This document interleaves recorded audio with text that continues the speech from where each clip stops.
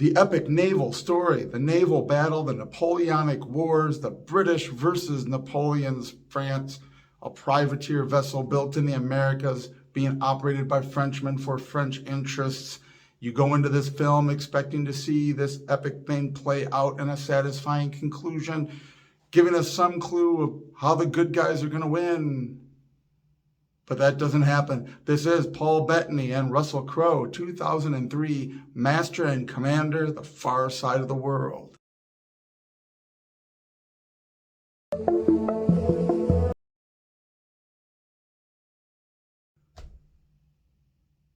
Far Side of the World, Master and Commander is a very interesting and unique film. You do go into it expecting that it is a war film, and it kind of is. You figure you're going to see a lot of naval strategy of the era, and you do.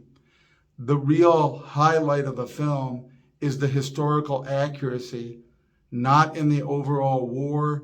Bonaparte is referenced, the war on the continent, the continental system, the blockades.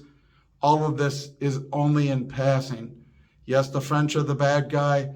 Russell Crowe, Captain Jack Aubrey, has orders to chase this privateer, the Acheron, as far as Brazil. He exceeds his orders. The men follow Captain Lucky Jack on this mission to take down this mighty ship that has outclassed them, outgunned them, and been able to bounce off their ammunition so far, their cannon shot not being big enough to get through it.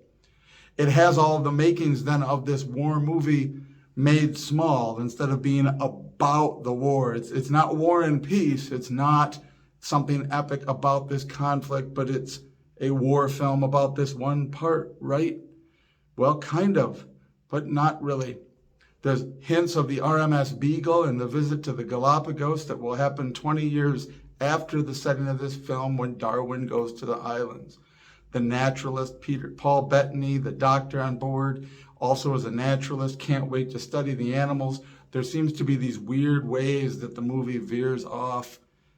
And the bottom line is it's because your expectations of what the film is are probably skewed if you get confused by that part. Honestly, it was enjoyable, it was entertaining, but I was very confused until the ending. When finally they get they get alongside, they capture it through craft and devious tactics, the Acheron. They defeat this French privateer, they capture it. The first officer of the Surprise, Captain Aubrey's ship, is put in command. It is now going to be a British-controlled ship. Acheron is sent off to make repairs. The two vessels go their separate ways. Happy, happy ending, except it's not. He discovers in the course of talking with his own physician that the doctor he met on the French ship that he thought might be useful to even his crew was not the doctor at all. The doctor has been dead on that ship for some time during various separate interrogations. Now talking about it, they piece it together. The captain of that other vessel posed as the doctor. They're probably even now planning to recapture their vessel. So the Surprise changes course and heads to intercept, and you're waiting. Well, finally, it's not over. So there'll be another epic confrontation before it ends, except it ends right there. It ends right there with the captain and the doctor with a musical piece, which we've seen a couple times in the film on the cello and on the violin. They're continuing the pursuit. They sail off, and it's a non-ending, very much like No Country for Old Men, which I watched and reviewed not too long ago. It feels very unsatisfying until you go back and review it. And honestly, I have watched the movie a second time. The movie is not a war story writ large. It is not a war story writ small about this particular conflict during a war.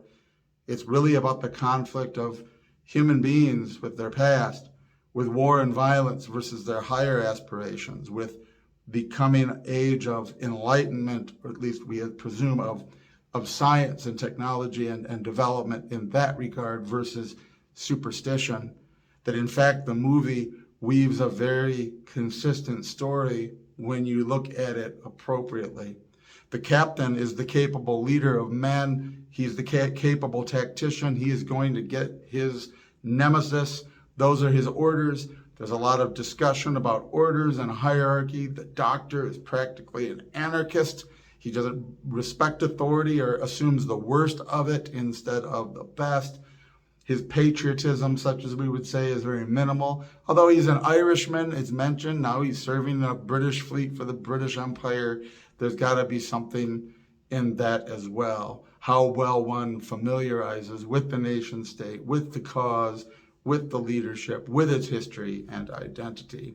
But much deeper than that, the Doctor is a scientist. He wants to study the natural world. He's signed aboard the ship to see the world. And what is he seeing? He's seeing the war. Over and over again, his plans to be able to survey islands or check out animals are canceled because of the military mission.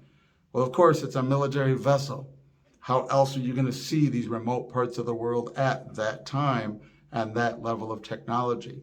The Doctor's technical skill is amazing. We see him do brain surgery to relieve pressure on the brain. Now, some people have done that since ancient times, but still, by the 18th century, by the early 19th century, this is very groundbreaking stuff to be happening on a naval vessel of the British Empire while you're at war.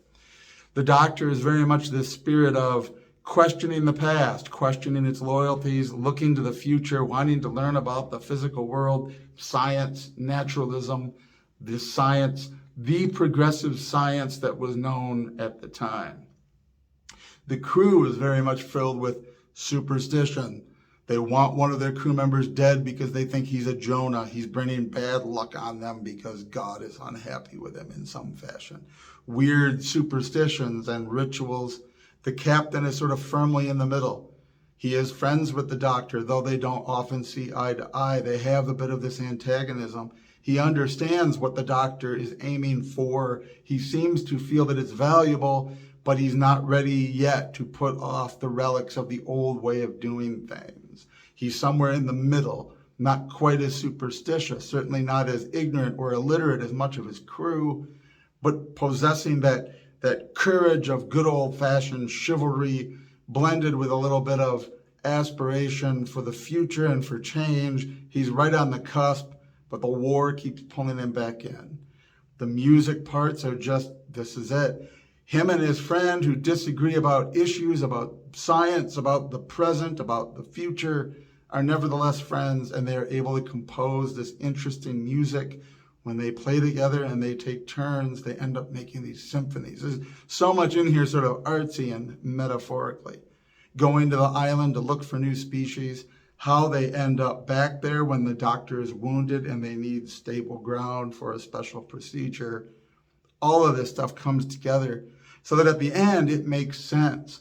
Though once again, they've won the battle, they captured the Acheron, they now control it. But now, do they? It's not certain. We can almost assume that off screen the French will get control of the ship back, and therefore the tale goes on, because the tale doesn't end. Just like the other film I mentioned, No Country for Old Men, it is a tale that is timeless and will continue on. There's no simple answer, nor is there with Master and Commander. There'll always be some war. There'll always be some conflict somewhere, some turn of events, something that will always be placing limits on what we can achieve. And there will always be the human spirit that wants to learn, wants to develop, wants to grow, but will never agree on what that means or how to pull it off, which leads to more conflict, which leads to war, that inevitable struggle. And so the film doesn't really end. The story never ends because it is the story of these two different types of people, two different aspects of one person, even within each individual, within each group, tribe, nation, city, country, whatever you describe it, within a crew, however you look at it, it is this constant conflict between dealing with our past, I would say incorporating our past and all of its benefits into a future that has things that are new and beneficial. And what we tend to do as imperfect people is bring a lot of the bad stuff and use the new stuff to do more bad stuff. And that tension, and always the war, always the conflict, always somewhere, somehow, sometime, for some reason, there's too much danger to do that right good thing right now. It's got to always be put off. And so the struggle goes on at the end. Having that in the right perspective makes the film a lot better. Because if you're looking for a war movie, it's very unsatisfying, even though the tactics are great, the details of how they actually ran a ship then are fabulous, the way naval battle plays out, but you don't get a satisfying conclusion where, and they all defeated Napoleon and went home to Britain and had lived happily ever after. There is no end to it in that fashion. You don't even know what happens finally between the two vessels. But if you understand it all as a glimpse at a period of human history that could have been a Roman ship going to war with Carthage, it could be a unit on land moving across the world, it could be anywhere, anytime, dealing with that sort of tension and all of those themes and how they play out in the life of human beings. So in the end, I'd say it's a really, really good movie. It's a very quality film, but like No Country for Old Men, some people will hate it because of the way the story doesn't end and doesn't quite wrap up. But if you're into the theme, if you get into understanding what it is it's trying to convey and how it's doing it, it comes off as very satisfying indeed. So I really liked it. What did you think? Let me know below. Check it out. I had to rent it on Amazon Prime. It's not out anywhere free on commercials that I found. Master and Commander, The Far End of the World.